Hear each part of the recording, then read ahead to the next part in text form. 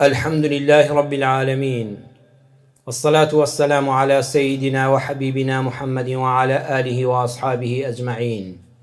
إيمان داران و خواناسانی زۆر بەڕێز، میوانانی ماڵی خوای پەروەردگار، لە دوای ئەم ماڵی خوای پەروەردگارە کە جێگەی ئارامی دڵ و دەرونی هەر یەکێک لە ئێمەیە، هەموو ڕۆژێکی هەینی کە بەیەکەوە لەگەڵ جەنابتاندا ئەگەر کەمیش بین لەم ماڵە بچکۆلەی خوای پەروەردگارە کۆ دەبینەوە، هەست بە ئارامی دەرونی دەکەین، هەست بە مرتاحیەک دەکەین کە لە دەرەوەی ئەم مزگەوتانە بەڕێزان بەڕاستی دەست ناکەوێ. ئێمە زۆر بەختەوەرین کە خوای پەروەردگار بەم ئیسلامە بەختەوەری کردوین، لە مزگەوتە حەساندوینەوە، لە دوای چوونە دەرەوەمان لە مزگەوت هەر یەکێک لە ئێمە دەگەڕێتەوە ناو ماڵ و منداڵەکەی خۆی. هیچ شوێنێک نییە ئارامیت پێ ببەخشێ، هیچ شوێنێک نییە جێگەی ماڵەکەی خۆتت بۆ بگرێتەوە. خۆشەویستترین کەست، ئازیزترین کەست تەنها لەوە ئەچێ بۆ ژەمێک، بۆ شەوێک بە حورمەتەوە پێشوازی لێ بکا و ڕێزت لێ بگرێ. دواتر سەیری سەعات دەکا و چرکەکان دەژمێرێ کە ماڵەکەی بەجێ بێڵی و بڕۆیتەوە. تەنها شوێنێکی بێمنەت کەنانی ئیسراحەتی تیا دەخۆی، کە وەکو پاشا تیا دەژی و منەتت بەس بەخوایە بریتە لە ناو ماڵەکەی خۆت. ڕێزی ماڵەکەت بزانە، قەدری ناو ماڵ و منداڵی خۆت بزانە. ئاگاداری ئەوە بین کۆمەڵەشت هەیە بەتایبەت لەم زەمن و زەمینەدا کە ئێمە تیا دەژین، ژەهری ژیانی هاوسەرین بەڕێزان. ئەم کۆمەڵەشتە ئەبێ نەهێڵین بێتە ناو ژیانی هاوسەریمانەوە. ئەینا وەکو ژەهر چۆن تێکەڵاوی خوێن دەبێ، ئاوا تێکەڵاوی ژیانت دەبێ و سەرنجام ئەو ژیانە، ئەو ماڵە خۆشە، ئەو خۆشەویستیە جوانە پاک و بێگەردە، ئەو منداڵانە کە دەڵێی گوڵن لەسەر دەوری سفرەکەت کۆبوونەوە هەمووی لەناو دەبە. وتاری جومعەی ڕابردوو باسی ئەو ژەهرانەمان کرد کە ژیانی هاوسەری تاڵ دەکەن. باسی ئەوەمان کرد ژەهری یەکەم پیا و دەوری خۆی نەبینێ، ژن دەوری خۆی نەبینێ، ئاڵ و گۆڕی دەورەکان بکرێ، کارەسات لەو ماڵەدا ڕوودەدا. دووەمیان ژەهری دووەم، قەدەغەکراوی دووەم ئەوەیە ماڵ بەس خانوو بێ، بەس دیکۆر بێ، بەس لە ڕووی مادەوە گرانبەها بێ، بەڵام لە ناوەڕۆکە ژن و مێرد خۆشەویستی باری کردبێ لە نێوانیاندا، قەدر و حورمەت و ئەوینداری نەما بێ. ئەو ماڵە بەس خانووە، ئەو ماڵە بەس مۆتێلێکە و شوێنی نان خواردن و خەوتن و جلشتنە و نەها پێ بۆترێ ماڵ. خاڵی سێیەم باسی ئەومان کرد نەهێڵی هیچ کات هاوسەری ژیانت بشوبهێنی بە کەسێکی تر لە خزم و بێگانە و دۆستانت. ماڵ و حاڵی خۆت بەراورد مەکە بە ژیان و ماڵ و حاڵی کەسانی تر. بڕواتان هەبێت لەوە چێ ژیانی تۆ زۆر خۆشتر بێ لە ژیانی کەسانێک کە تۆ بەڕواڵەت ئاوات بە ژیانیان دەخوازی. فەتحی کوڕی خاقان چووە لای خەلیفە متەوەکیل، تەماشای کرد خەلیفە متەوەکیل لە قوڵایی بیرکردنەوەدایە. لێی پرسی جەناب لە چی بیر دەکەیتەوە وا بە قوڵی؟ وتی ئوفەکر بمن هو ئەطیب الناس عیشا، بیر دەکەمەوە ئەبێ چێ خۆشترین ژیانی هەبێ لەم سەرزەویەدا. خۆی خەلیفەیە، پاشایە، دەسەڵاتی یەکجار زۆری هەیە، لە مادە لە هیچی کەم نییە، پۆستی هەرە باڵای وڵاتی بەدەستەوەیە، کەچی ئەویش بیری دەکردەوە ئەبێت چ کەسێک هەبێ لەم دنیا پڕ لە جەنجاڵیەدا ئەطیب الناس عیشا بێ، ژیانی خۆشترین ژیان بێ. کابرای دەربار فەتحی کوڕی خاقان وتی قوربان با دڵنیاییەوە بەس جەنابتی، بەخوا بەس جەنابتی کە لە هیچت کەم نییە، لە پارە، لە خانوو، لە هاوسەر، لە مناڵ، لە دەسەڵات، لە حیمایە، لە هێزی سەربازی، لە ئابووری، هەموو شتێک ئەم وڵاتە هەمووی لە خزمەت جەنابتایە. تۆ خۆشترین ژیانت هەیە، بەڵام بەخوا وانییە، بەخوا و بەرپرسانی کە خەڵکێک وایە زانێ خۆشترین ژیانیان هەیە، خۆیانیش بیر دەکەنەوە ئەبێ چێ خۆشترین ژیانی هەبێ. خەلیفە متەوەکل وتی وەڵڵاوە نەتزانی، والله من خۆشترین ژیانی سەر زەویم نییە. قال لا لست أنا، نەبەخوا ئەو کەسەی خۆشترین ژیانی هەیە من نیم. لكن أطيب الناس عيشا هو رجل له دار واسعة وزوجة صالحة وأولاد بررة ورزق يكفيه لا يعرفنا فنؤذيه ولا يحتاجنا فنزدريه. وتی ئەو کەسەی خۆشترین ژیانی سەر زەوی هەیە کەسێکە کەوا خانوویەکی هەیە گونجە ئەوە لەگەڵ ژیانەکەیدا. یعنی ئەگە تۆ 10 نەفەری لە ماڵەکە با 3-4 ژووری نووستنت هەبێ، بەڵام کاتێک تۆ هەر خۆت و هاوسەر و مناڵێکی لە 2 ژووری نووستن زیاترت هەبێ، ماڵەکەت بارگرانیە لەسەرت. وتی خۆشترین ژیان ئەوەیە خانوویەکت هەبێ لەگەڵ پێداویستیەکانی ژیان و ئەندامانی خێزانەکە تا بگونجێ. وەزەوجەتون صالحە، خۆشترین ژیان ئەوەیە کە ماڵ و حاڵێکت هەبوو ژنێکی زۆر باش و گوێڕایەڵ و ساڵیحە و خاوێنت هەبێ. و ئەولادون بەڕەڕە، لەگەڵ ئەوەشە مناڵەکان گوێڕایەڵ بن. جا مناڵی زۆربەی سەرکردەکان و لێپرسراوەکان ئەوەندەیان پارەی حرامی حکومەت بە گەرودا کراوە، زۆربەیان دەسەڵاتیان بێ باوکی خۆیان دەکوژن. حتا باوکەکان لە مناڵەکانی خۆیان ئەمین نین کە کوتەدایان بەسەرا ناکەن و خیانەتیان پێ ناکەن. وتی خۆزگەم بەو کەسەی کە مناڵەکانی گوێڕایەڵن، ساڵحن، چاکەکارن، هەرچی باوکەکە بیڵێ ئەڵە باوەی گیان بەسەر چاو لە خزمەتدا. وەریزق یەکفیه، ژیانێکت هەبێ، بژێویەکی ژیانت هەبێ، فەقیر نەبی، قەرزار نەبی، ڕۆژانە بە ژیانێکی شایستە بە مرۆڤ بژی، خۆشگوزەران بی، وە شتێک پاشەکەوتیشت هەبێ و لە جیاتی دەستی وەرگرتنت هەبێ، خوا ڕەحمت پێ بکات دەستی بەخشندەیت هەبێ و بشبەخشی، ئەوەندە واریداتت هەبێ وەکو ئێمە دەوڵەمەند نەبی وتی ئەو هەموو لەبەردەستا بێ. خۆم دایمێ ترسی ئەوم هەیە بەجێ بێڵم.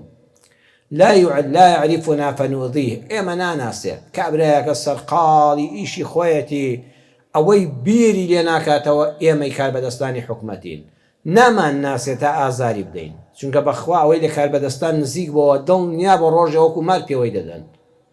ولا يحتاجنا فنزدريه، محتاجی ئێمەش نییە، چاوی لە ڕزقی خوای پەروەردگارە و ڕەنجی شانی خۆیەتی و عارەقە دەڕێژێ، پارویەک نانی حەڵاڵ پەیداکە، ڕۆژێک نایە لە ئێمەی حکومەت و کاربەدەستان پاڕێتەوە تا سوکاتی پێ بکەین و دەریکەین. وتی ئێمە ئەوەی کە دێ لێمان دەپاڕێتەوە داوای شتێکمان لێ دەکا، مەلا بێ، شێخ بێ، خەلیفە بێ، مامۆستای زانکۆ بێ، گەنج بێ، لاو بێ، هەل لە خۆ لەبەر چاومان سوک دەبێ. ئەو کەسە خوا ڕەحمی پێکردووە ژیانی زۆر خۆشە کە هیچ پێویستێکی بە ئێمە نییە.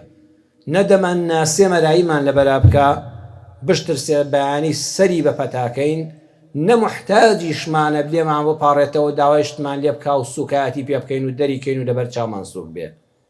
بەڵێ هەرگیز ژیانی خۆت بەراورد مەکە بە کەسێک ئەگەر پاشای وڵات بێ، ئەگەر سەرۆکی وڵات بێ، بڕواتان هەبێ لەوە چێ ئەو خۆزگە بەو ژیانەی تۆ بخوازێ بەڵام نەتوانێت دەری ببڕێ.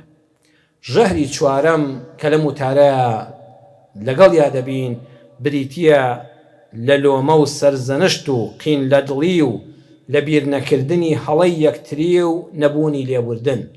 ئەمە ژەهری ژیانە بەڕێزان.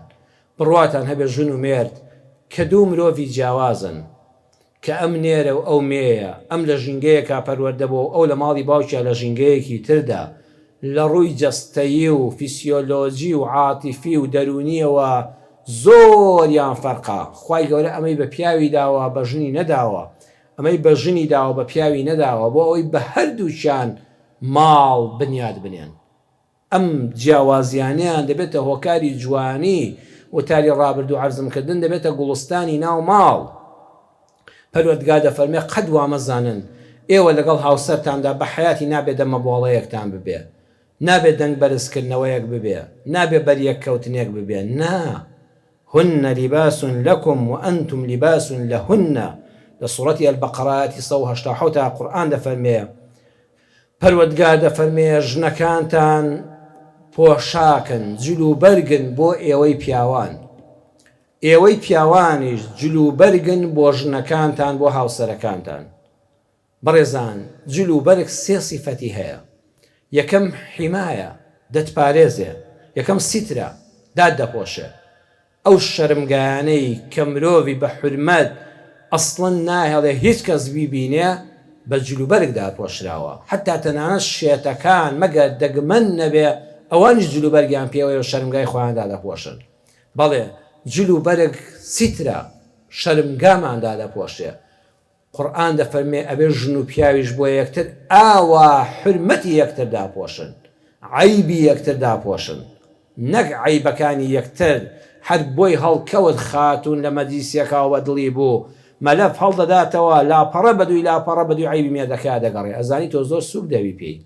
پیاویش هەیە ئەگە مەجلیسێکی بۆ هەڵکەوت و باسی ژنێکی باش کرا لاپەڕە بە لاپەڕی عەیبەکانی ژنەکەی خۆی باز دەکا. ئەوە تۆ لیباس نەبووی. لیباس ئەوەیە شەرمگات دادەپۆشێ، سیترە، عەیبەکانت دادەپۆشێ، ناهێڵە خەڵک بیبینێ. دووەم حیمایەیە، جلوبەرێک لە گەرمای هاوین دەتپارێزێ و پێستەکە ناسووتێ.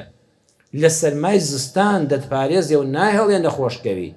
بەخوا ژن و مێردیش ئەبێ ئەو پارێزەرە بن بۆ یەکتر لە سەرما و گەرمای ژیانە هاوکاری یەک بن، یەکتری پارێزن، نەک یەکتری عەزێت دەن. سێم جلوبەرگ جەمالە. بەڕێزان جلوبەرگ جەمالە، جوانت دەکا. پێغەمبەر صلی الله علیه وسلم بەو هەموو جوانی خۆیەوە کاتێکە لە ماڵ دەچوە دەرەوە بۆ ناو کۆڕی یارانی جلی جوانی لەبەر دەکرد. جلوبەرگی تایبەتی هەبوو بۆ سەر مینبەر و ڕۆژانی جومعە. جلوبەرگی تایبەتی هەبوو بۆ ڕۆژانی جەژن و مناسەبەتەکان. جلوبەرگی تایبەتی و نایابی هەبوو بۆ پێشوازیکردنی وەفدەکان کە لە وڵاتانەوە دەهاتنە مەدینە بۆ خزمەتی.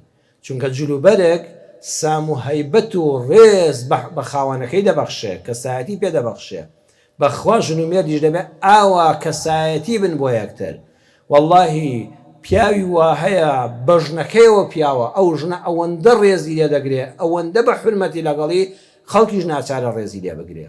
وەڵڵاهی ژنی وایە کە بووەتە ڕێزداری ناو برا و خوشک و کەس و کاری ناو هاوڕێ و دۆستانی هی ئەوەیە مێردەکەی لەگەڵی بەڕێزە. ئەم مێردەی هێندە بە ڕێز و بە حورمەتە لەگەڵی هەموو خەڵک ناچارن ڕێزی لێ بگرن، بە کەسایەتی تەماشایکەن. ئەبێ ژن و مێردیش ئاوا بۆ یەکتر وەکو جلوبەرێک جوانی بن، وەکو عەیبەکاندا دەپۆشن، جوانیەکانیشی دەرخەن. جا بەڕێزان دیقەتی وردیەکانی قورئان بدەن. چەند وشەیەکی جوانە لیباس. جلوبەرێک ئەو ڕۆژەی لە بەرێک دروو هێناتەوە تا فڕێ دەدەی تا دەمری، ئایا چڵکن نابێ؟ پیس نابێ؟ پەڵەیەکی بەرناکەوێ بەرە وەڵڵا تۆی پیاو لە بەیانی دەڕۆیتە دەرەوە هەر ئیش و کارێکت هەبێ بڕواتان هەبێ پەڵەی پیسی بەردەکەوێ. ئەگەر هەر هیچ ئیش و کارن نەبێ یەخەی کراسەکەت چڵکن دەبێ. جلوبەرگەکانت دوای 2 هەفتە پێویستیان بە شۆردنە. خاتونی ماڵ ئەگەر لە ماڵەوە بێ، ئەگەر لە دەرەوە کار بکە بڕواتان هەبێت جلەکانی ئەگەر نەڵێم ڕۆژانە بە 2-3 ڕۆژ جارێک پێویستیان بە شۆردنە لەبەر ناکرێنەوە، پیان ناچێ ناو خەڵکەوە. ئەمە سروشتی جلوبەرگە. کاتێک کە پەڵەیەکی بەرکەوت، کاتێک کە پیسێکی بەرکەوت، 3 ڕێگا هەیە. یەکەم چی شوێنەکە بە مەقەستێک ببڕی. وەڵڵا ئەم شوێنە یەک تۆس پیسی بەرکەوتەوە مەقەستێکی لێ تێکونێکی تیاکەی. یاخود جلەکە هەر فڕێی دەی بڵێ من جارێکی لەبەری ناکەمەوە، مادام پەڵەیەکی بەرکەوتووە، مادام پیسیەکی بەرکەوتووە جارشکە لەبەری ناکەمەوە. خاڵی سێم ڕێگەی سێمەوەیە نەخێر پیس بووە پەڵەی بەرکەوتووە ئەیکەمە جل شۆرەوە، یان وەکو جاران بەدەست دەیشۆم. بە جارێک خاوێن نەبەوە جاری دووەم تایەتی زیاتری بەکاردێنم، شامپۆی تایبەت بەکاردێنم. جاری دووەم خاوێن نەبەوە جاری سێم خاوێن دەبێتەوە. سەرنجام وای لێ دێت لە جاری یەکتر لە جاری یەکەم کە بە نوێی جلوبەرگەکە هاتۆتە ماڵەوە وەڵڵاهی لەوە خاوێنتر بووەتەوە. قورئان دەفەرمی ئێوەش بۆ یەکتری وابن. بەخوا ژیانی ژن و مێردایەتی پەڵەی بەردەکەوێ، خەلەلی بەردەکەوێ، چڵک دەیگرێ، دەمەبواڵەی تیا دروست دەبێ. بەڵام وەرن بەچی؟ بە ئاوی لێبوردن. هەندێک هەڵەی نێوان ژن و مێرد هەیە بە ئاوی لێبوردن بەڕێزان بیشۆنەوە. کاکە تۆزێ لێبوردە بە هەروەکو تایت و سابوونەکە ئەیشواتەوە. هەندێکی بە چاو لێ نوقاندن، کورە هەرخۆل لە ژێلیدا دڵنیا بە ئەو ئافرەتەمە بەسی لەو قسەیە تۆ نەبووە، دڵنیا بە دوای 2 دقە بۆ خۆی پەشیمان بووە. وەرە پیاوەکە لە دەرەوە ماندوو بۆ خاتون لەگەڵ تۆی نییە، ئەوە دەردەدڵی خۆیەتی بەسەر تۆ لێ ڕێژە، تۆزێ چاو بنووقێنە گوێت گرانکە بۆ خۆی تێدەپەڕێ، بەەوە مەهێڵە جلەکانت پیس بێ و بیدڕێنی. بە خۆشەویستی کاتێ بەرامبەرەکەت چەند ساڵ ئاواتت بوو ئەو کچە هاوسەری ژیانت بێ، ئەو کوڕە باوکی منداڵت بێ و پیاوی ماڵت بێ، ئێستا خۆی گەورە ئاواتەکەی هێناوێجیە. ئەم خۆشەویستیەوە گەرمکەوە، نەهێڵی خۆشەویستیەکەت ببێتە نەریتی ڕۆژانە، با وەکو یەکەم جار هەر گەرم و گوڕ بێ. مادام بەرامبەرم ئەوەندە خۆش دەوێ لە هەڵەکانیشی دەبورم بە ئاوی خۆشەویستی بیشەوە، بە عوزر هێنانەوە بۆ یەکتر عزری بۆ بێنەوە، بڵێ بەخوا مەبەستی لەو قسەیە ئەوە نەبوو، بەخوا ماندووە. پیاوێک ژنەکەی تۆزە دەمەبواڵەی کرد و ناڕەحەت بوو، بڵێ وەڵڵا دەزانم با من ڕۆژێ خاتون لە ماڵ نەبێ، وەرە هێلکەڕۆنە دروستکە نەگەوە هەموو چێشت و خواردنەی سەرسفرە بزانە حاڵت چی دەبێ. ئەو هەموو کاری بەسەر ئەوە کەوتۆ، یەک ڕۆژ خێزانت لە ماڵ نەبێ، 2 ڕۆژ لە ماڵ نەبێ، وەرە بزانە ئەو ماڵە چی لێ هاتووە، کە هەموو ڕۆژێ بە پوختی دێیتەوە ماڵەوە، ماڵی ڕازاوە دەبینی، ئەوە ڕەنج و ماندووبوونی ویستووە، ئەوە ڕەن بێ زیاد لە حەد خێزانم ماندوو بوو بێ ئەم دەردەدڵی خۆی بکە. بەخوا چەند جوانە ژنێک عزر بۆ پیاوەکەی بێنێتەوە، بڵێ بەخواوەی بە تۆ دەکرێ لە 1 مانگە بە من ناکرێ، 1 ڕۆژەوەی بە تۆ دەکرێت بە مانگێک بە من ناکرێ لە دەرەوەی ماڵ. بەخوا ئەو پیاوەش گەلێ ماندووە، خۆ ئەویش ڕۆبۆت نییە، ئەویش هەز بە گەرما و سەرما دەکا، لەوە ئەچێ عەزیەتیان دابێ، خاوەنکار قسەی نەشیاوی بەرامبەر کرد بێ، لەسەر کار دڵیان ڕەنجاند بێ، لەوە چێ لە مامەڵەیە زەرەری کرد بێ، لە دوکانەکەی بازاڕی نەبوو بێ، فەقیرە ئەویش کێشک دەبا دەردەدڵی خۆی بەسەرا بکە، خۆی خاڵی کاتەوە من دەبا تۆزە تەحەموول بکەم. وەڵڵاهی ئەم عوزرانە بۆ یەک بهێنرێتەوە لە بینی ژن و مێردا، وەکو جلەکە کە چۆن یەکەم جار پیس بوو کە شۆردمان جارێک 2 جار لە جاران پاک و خاوێنتر دەبێتەوە. ئەڵێن شەڕی دوای ئاشتی دوای شەڕ زۆر خۆشە، قەت 2 کەس کە شەڕیان بوو دوایی ئاشتیش بوو ناو پەڵەیەکە دەمێنێ، ئیلا دەبێ ئەم پەندە بۆ بینی ژن و مێرد بێ. ئەگەر شەڕیشیان بوو دوای شۆردیان بە ئاوی لێبوردن و عزر بۆ یەکهێنانەوە و خۆشەویستی و چاو لێ خشاندون و چاو لێ پۆشین، واللهی لە جاران یەکتریان خۆشتر دەبێتەوە. ئەم ژیانە بە خۆشەویستیەوە بەردەوام دەبێت. بەڵام بەخوا کەسێکت بینی لەسەر بچووکترین هەڵە تەڵاقێکی پێدادا، وەکو ئەو کەسە ناشرینە، خەڵک بە شێتی ئەزانێ کە برا ئۆتۆمبیلێک بەلاتا تێدەپەڕێ، شتێکت خواردووە سەیرەکەی بەلاو بەجلەکان تا ڕژە، تخوا کەسێک یەکسەر مەقەستێک بێنێ و بڵێم ئەم پیسێ بە مەقەست لێ دەکەم و لە جاتی بیشۆم ئەچم ئەی بڕم، تخوا هەمومان بە شێتی ئەزانی نیاننا. دەی وەڵڵاهی وەکو ئەو کەسە شێت تا کە بە مەقەست شوێنە پیسبووەکە دەبڕێ و جلەکە سەقەت دەکا، کە لەسەر بچووکترین شت دەمی هەڵێنایەوە تەڵاقێکی پێدا دەکێشێ، یان ژنەکە هەر شتێکی بەدڵ نەبوو دە تەڵاقمدا بێمنەت بە دڵی پیاوەکەی دەزێنێ. بەداخەوە ئەگە بتەوێ جلەکانت کە پیس بوون یەکسەر فڕێیان دەی، عەقڵ نایگرێت تۆ هەموو ڕۆژێ هەموو سعاتێک جلوبەرگێکی نوێ تا بێ بەم درێژایی تەمەنە ناکرێت، دەبێت ئیلا بیشۆی، ناکرێت. دەوڵەمەندترین سەرمایه‌داری دنیا ئەوەی پێ ناکرێت ئەو کراسەی لەبەری کرد لەبەری نەکاتەوە، ئەو جلوبەرگەی لەبەری کرەوە چاکە تۆ پانتۆڵا و جلە کوردی جارشکە لەبەری نەکاتەوە فڕێدا. بەخوا هیوا شەیە دەیەوێت ئاوا بێ، هەر یەک خەلەلی بچووکی بینی ئەم تەڵاقدا و دانەیەکە بێنێ، ئەم تەڵاقدا و دانەیەکتر بێنێ. کوڕەخوا مەلا هەیە لە کوردەواریدا لەم کوردستانی خۆماندا نازام 3-4 تەڵاقدا و 3-4 هێناوە، کەسی خەڵک نوێژیشی لە دواوە دەکا بەداخەوە، بە بانکخوازیشی دەزانێت، لەسەر تەلەڤیزۆن وتاریشی بڵاو دەکرێتەوە. ئەمە وڵاتی بێ حکومەتە، وڵاتێکە خەڵک وەعی و هۆشیاریان نییە، ئەینا کەسێک هەموو ڕۆژێت جلەکانی بەس پەڵەیەکی بەرکەوت و فڕێدا مەرحەبایی ناکەی، نەک ئەوەی نوێژی لە دواوە ناکەی. بەڵام کوردستانە و هەموو شتێکی تیا ڕوودەدا، بە ئاوی لێبوردن، بە ئاوی چاوپۆشی باعی بەکانی یەکتر بشۆینەوە جلەکانمان خاوێن کەینەوە. کتێبێک هەیە زۆر بە نرخە بە ناوی فەن التەعامل واکتساب الأخلاق، نووسەری ناودار ئەحمەد بن ناصر الطەیار نووسیوێتی، چاپی یەکەم 2022 دەرچووە لە لاپەڕەی 253دا.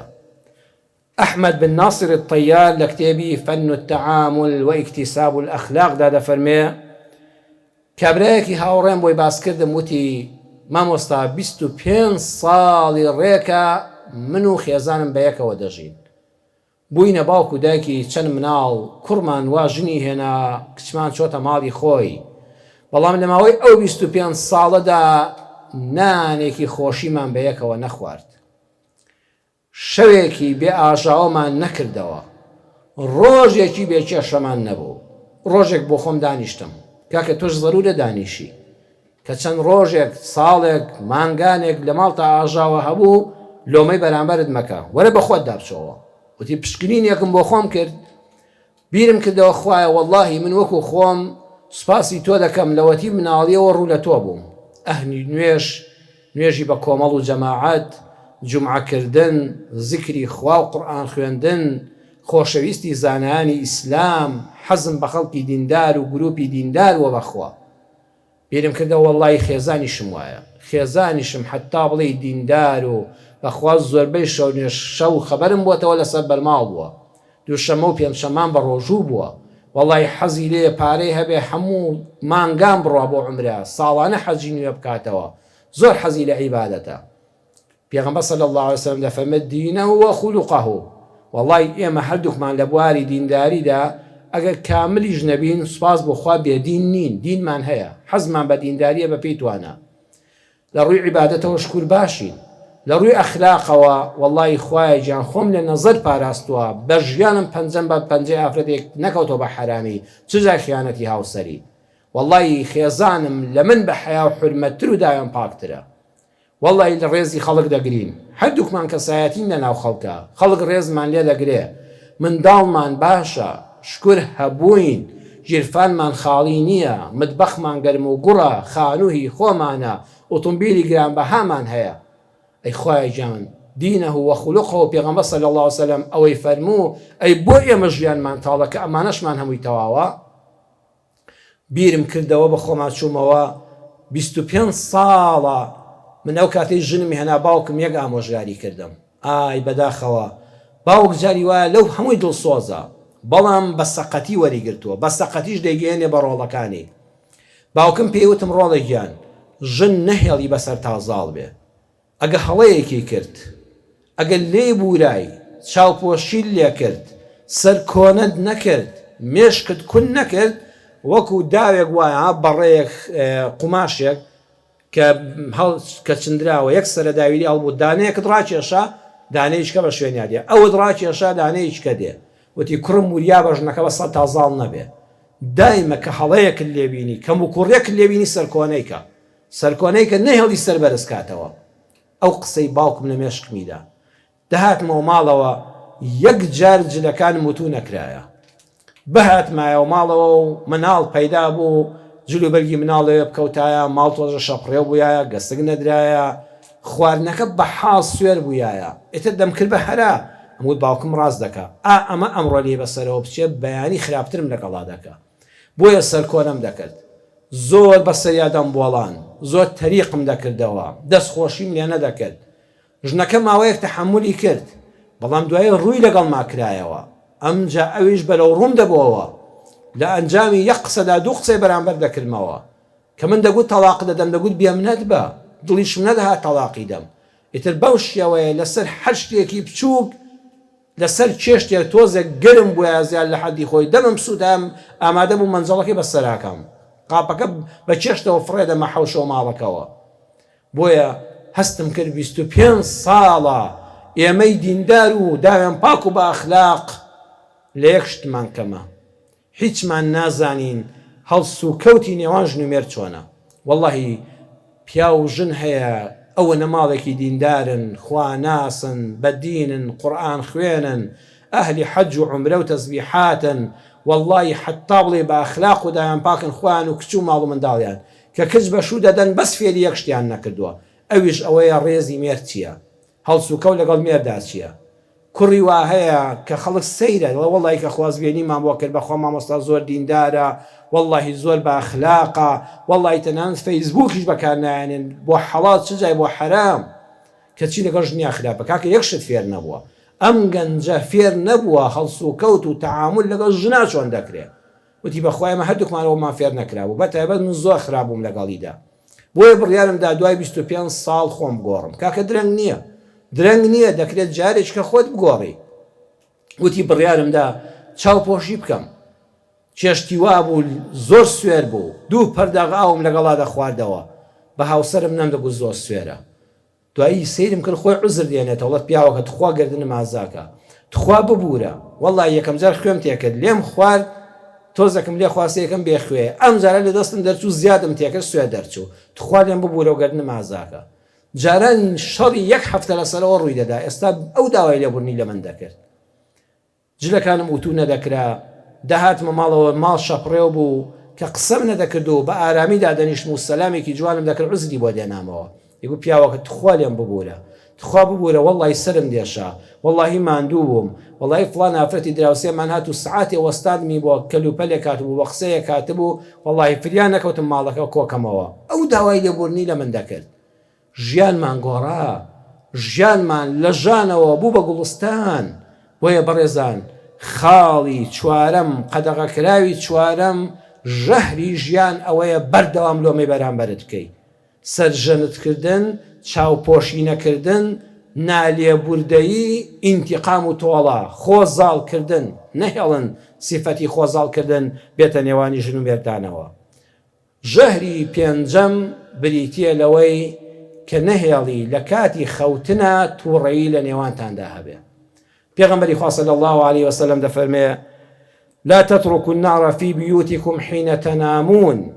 ئەمان نەکەن ئاگر بەجێبێڵن لە ماڵەکانتاندا کاتێک کە خەوتون. ئێستا ئێمە لە وەرزی زستانداین بەڕێزان، لە وەرزی زستاندا بەداخەوە ساڵانی ڕابردوو جێگەی ئەسەفە چەند ماڵمان بینی، ماڵ سووتا، ژیان لەدەست درا، خەڵک سووتا، ماڵ و منداڵ لە ناوچوو بەهۆی بەجێهێشتنی ئاگر لە ماڵەکاندا لە کاتی خەوتنە. بس ئەم حەدیثەی پێغەمبەرتان صلی الله عليه وسلم هەمومان لەبیرمان بێ: لا تتركوا النار في بيوتكم حين تنامون. لە کاتی خەوتنە نەکەن ئاگر بەجێبێڵن. کاکە وەڵڵی سەرمات بێ باشترە نەکی تەرەکەیش بکە و بەیانی پلاکەکەی بتوێتەوە لە نیوەشەوە کە خەبەردی بێتەوە خۆت و ماڵەکەت سوتاوی. ڕۆیشتووی بۆ بازاڕ، مناڵت لە بێشکە و لە جۆلانایە، سۆباکە بەجێ مەهێڵە، بەتانێکی زیاد پێدادا، بەڵام سۆباکە بکوژێنەوە.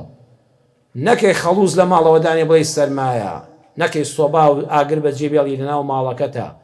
مۆبایلەکەت ئاگری پێوەیە کە ژێر شەحنتدا لێ بکەوە، پلاکەکان هەمووی بکوژێنەوە، بە ئاگری ئەم سەردەمەدا سەرا نەبارێ.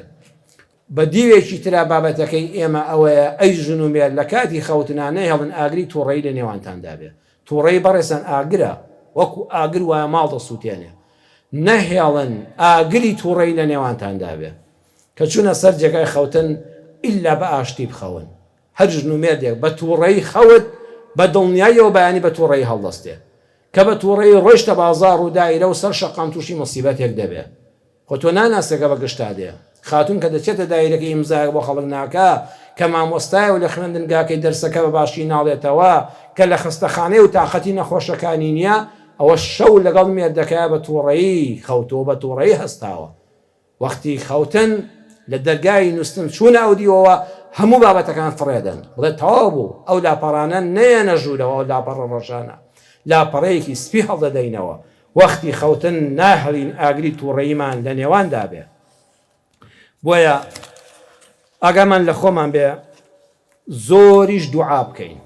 دوعاکردن بەڕێزان زۆر گەورەیە.